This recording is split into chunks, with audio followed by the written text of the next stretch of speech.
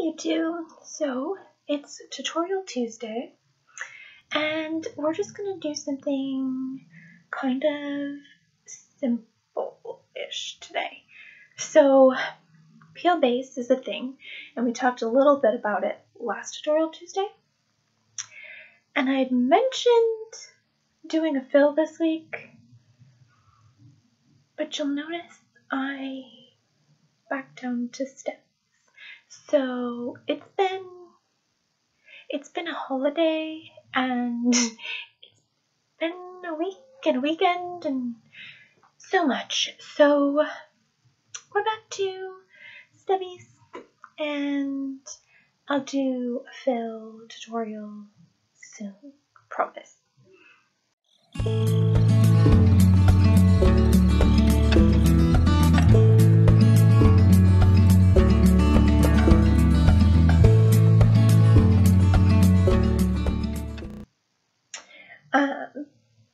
So instead, we're going to talk a little bit about peel base again and popping colors off and like changing your colors with peel base. So I've got this view and camera going so you guys can see my hand a little better, but I'll try to like not ignore you, right? So I have some double dip colors on currently. I've actually posted a lot of pictures of the mani I had on to Instagram, so I will link my Instagram and you guys can check it out if you want. So, oh no!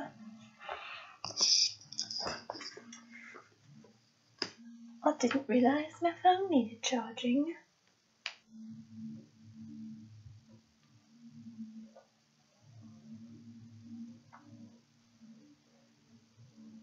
Alright, crisis averted. Anyway, so we're just gonna pop off these old colors. Some of them popped off while I was cleaning and moving things and like not being careful. We'll just phrase it that way. But what I tend to do is I find a little spot and I just kind of push it and it pops off. A lot of times you have to like kind of work for that first like lift, which is good because like we don't want our nails lifting off willy-nilly.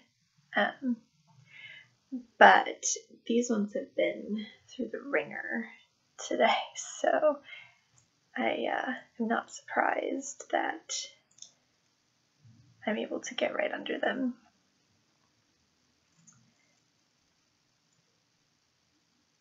So those are popped off, right? So theoretically, we are all set for new colors. I'm going to show you one other thing really quickly. When I do my stubby manis now, I have taken to building my apex differently. So typically I will build an apex with my clear dip and like do the levels like I've talked about just at the end, a little higher, and just my top coat goes all the way back to my cuticle. When you're doing stubbies, there's not really like a need for quite as much of an apex. You still need one, but it's not going to be as involved as a longer nail. The longer your nail is, the more of an apex you need. So when I do my stubbies now, I forego my clear base in that I just use gel. So I take my gel. We're going to do it on my thumb. I take my gel and I put it about halfway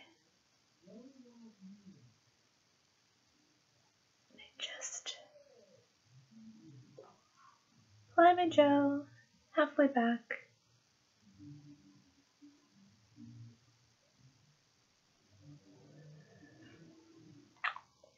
Careful not to get it on the skin in front of my nail if I can help it.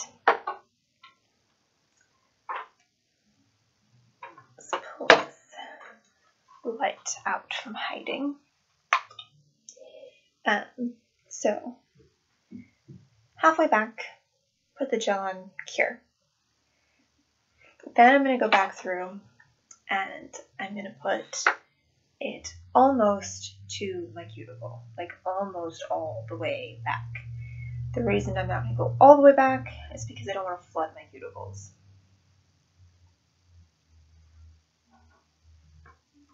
La la la, waiting, waiting, waiting. I hate this part so much.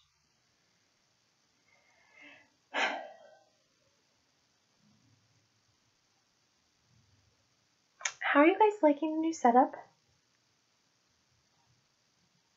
I got a bug. I got a bug up my butt a couple days ago and Jess was like, we're gonna redo everything. No rhyme or reason why, just let's do this thing. I actually realized my dog is like messed up my curtain there. But so now I'm just gonna take and go a little bit further back, almost to the cuticle, but not quite.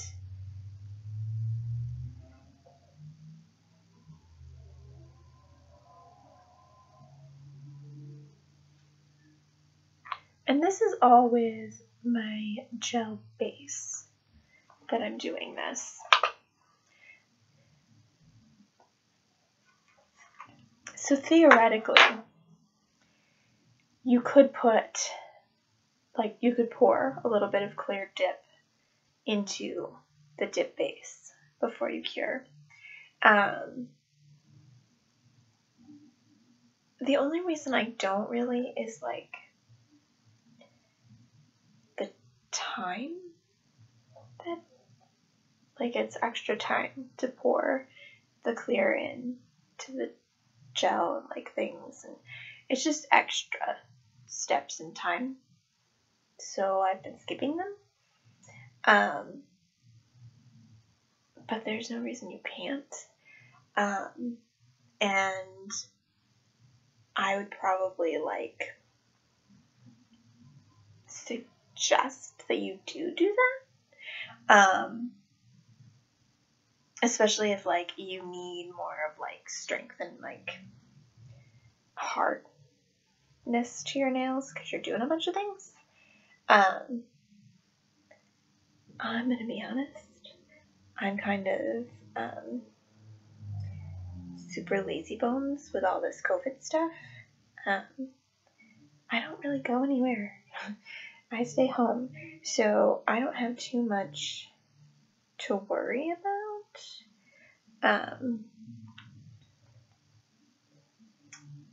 So I don't bother. But there's nothing wrong with it, and it's probably better if you do. So then I take my top coat and I push that back toward my cuticle just to fill in that little bit of space I left behind. And then I pull all the extra down.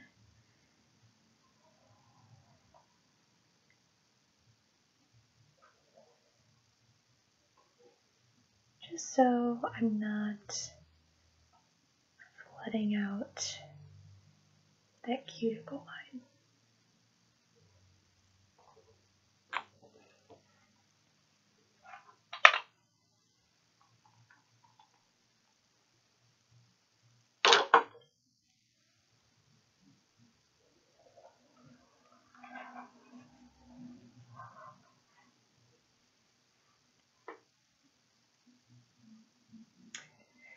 When you do peel base over gel, The gel top coats tend to want to peel anyway, so especially if you're using clear dip and you put gel top coat and then you put your peel base and then your colors, that gel top coat may end up with like bits and pieces missing when you've peeled the peel base. So I typically will buff off the top coat that's left and then re-gel top coat and then reapply my peel base and then do my colors. But that's the gist of my process. Changing my colors with peel base. Pop it off. It takes like no time flat. I think I typically have my Old Manny both hands off within like 5 minutes. And then it's just buff, new gel top, peel base, let that dry, which is the thing that takes the longest time, is letting the peel base dry. And then off to the races for new colors and new things. I don't know if y'all have any questions about any of this stuff. You can totally leave them in the comments and I will answer them to the best of my ability as soon as possible. I know I have been a little slow to comment back the last week or two because life and things, and I apologize. I will try to be more available and on top of those comment boxes.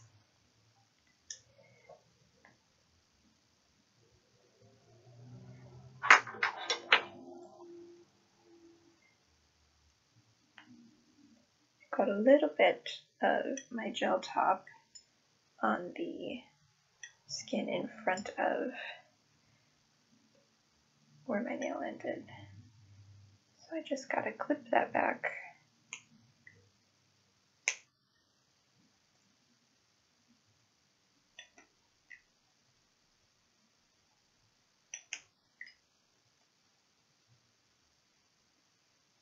There we go.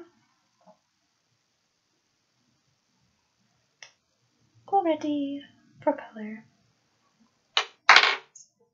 So, yeah, see? So here's an example of what I was talking about. Right here, the gel's missing from when my nail popped off. It's usually down here at the free edge that it happens. It's a little bit missing right there too. So I will just take an orange block, buff that off, put a new gel top on, and then wait for my peel base to dry.